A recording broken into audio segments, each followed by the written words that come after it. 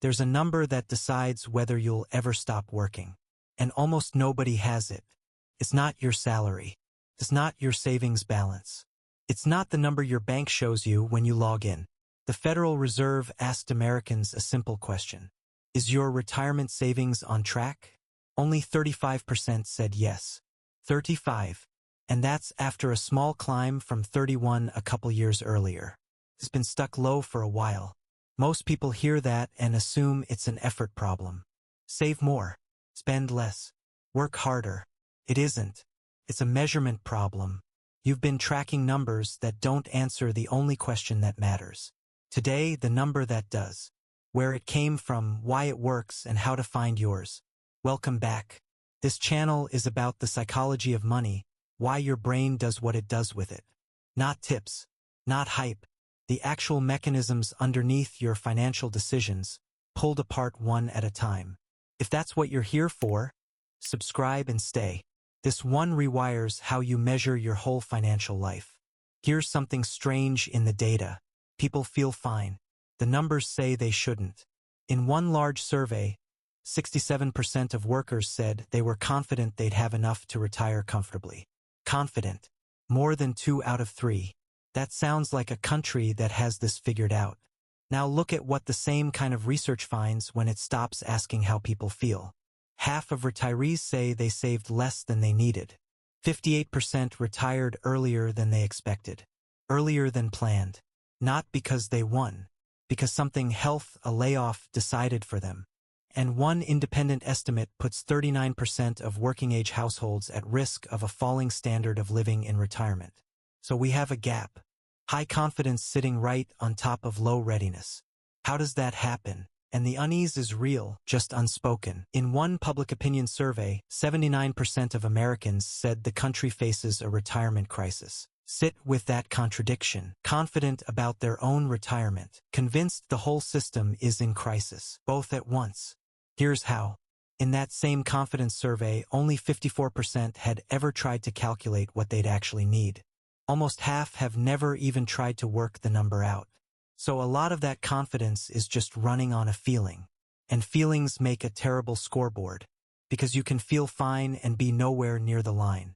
The number we're talking about today is the line. It's the one most people are confident about without ever seeing. Picture the most common money ritual there is. You open the banking app. You look at the balance. Maybe it's up from last month. Small relief. Maybe it's down. Small dread. Then you close the app. You've done this hundreds of times. Thousands. A tiny dose of relief or worry, metered out by a number on a screen. That balance feels like the answer to, am I okay? It isn't. It's the answer to a much smaller question. A balance tells you what you have right now. It says nothing about whether you'll ever be free of needing it. Your brain reaches for the balance because it's visible. It's a number right there today. Concrete. Easy. The future is the opposite. Abstract. Decades away. So the mind quietly swaps the hard number for the easy one. This isn't a character flaw. It's how attention works. A vivid number beats an abstract one, every time. That swap is the whole problem. You've been tracking the wrong scoreboard your entire adult life. So what's the right one? More than 3 decades ago, 2 writers named it the crossover point. The crossover point is the moment your investments earn enough on their own to cover your living expenses. Past that line, work becomes optional. Not because you're rich, because the math no longer requires your labor. Their whole question wasn't, how much can I make? It was quieter and harder. How much is enough? Enough. Most people never let themselves ask it because the answer might mean they could already stop chasing. Now, how do you turn enough into an actual number? That came from a different source entirely. A financial planner ran the historical data and found something that became known as the 4% rule.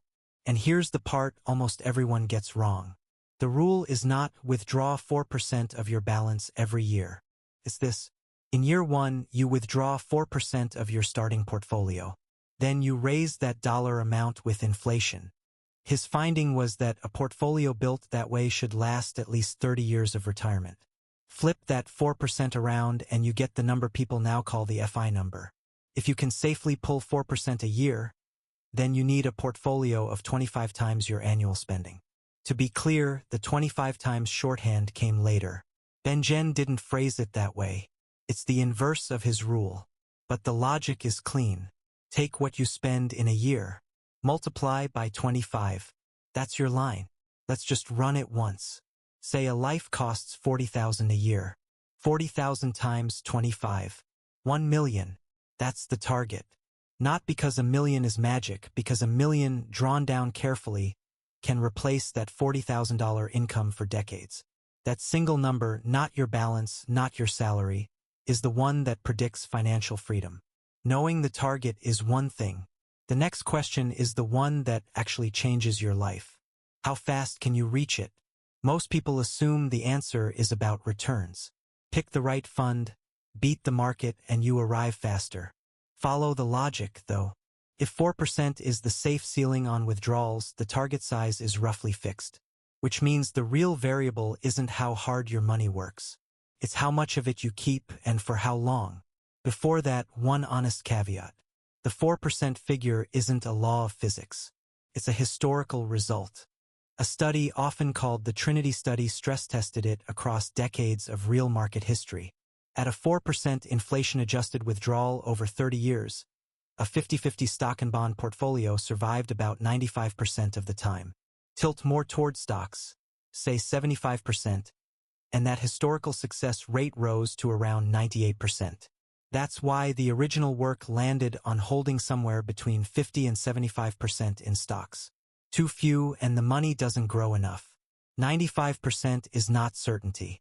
It means that in history it usually worked. Usually is not always. Hold that thought. We'll come back to where this number can break. For now, treat it as a strong compass. Now the part nobody puts on a motivational poster. The biggest lever on your timeline is time itself. A researcher modeled what savings rate you'd actually need to fund a 30-year retirement using real history. Under his baseline, a steady career, a balanced portfolio, saving about 17% of salary was enough.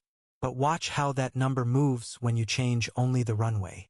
Same target, just less time to get there.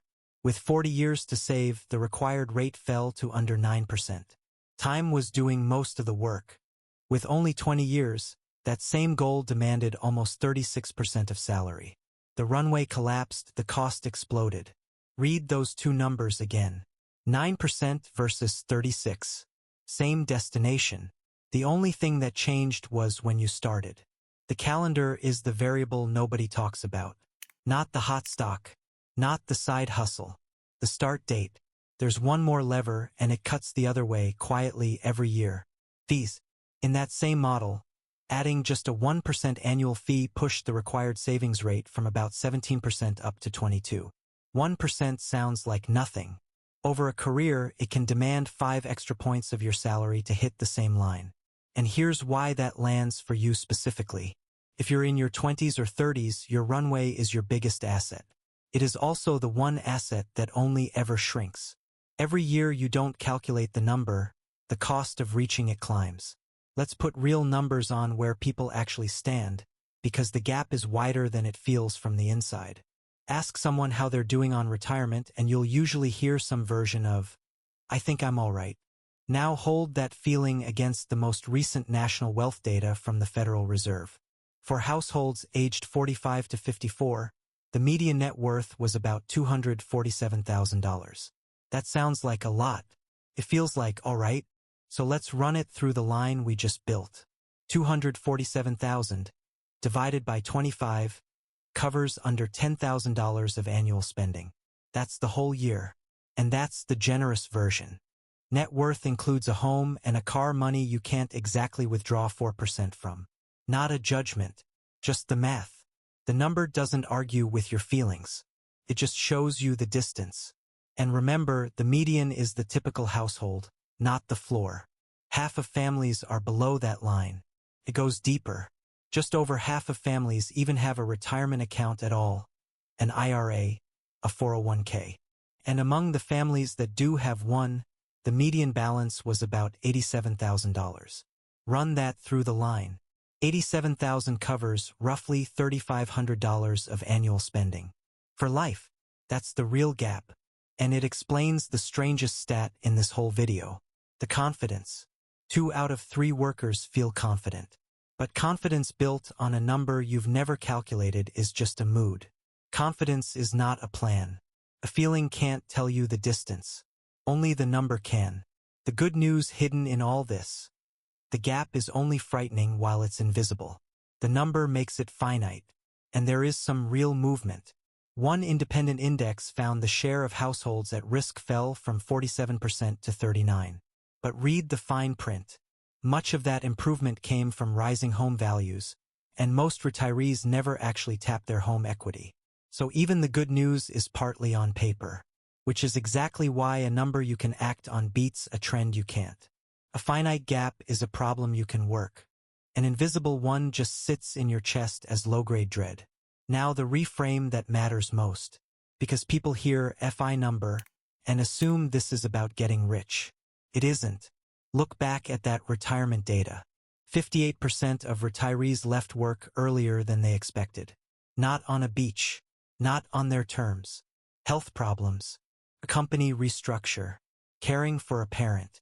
Life decided. Access to a plan isn't the missing piece either. Retirement benefits are available to about 72% of private sector workers. So most people can save. Many do. What almost nobody has is the line that tells them what it's for.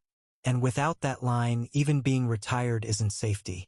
31% of retirees say they're spending more than they can afford. They crossed into retirement without ever knowing where the line was. So they still can't tell if they're okay. Here's the shift.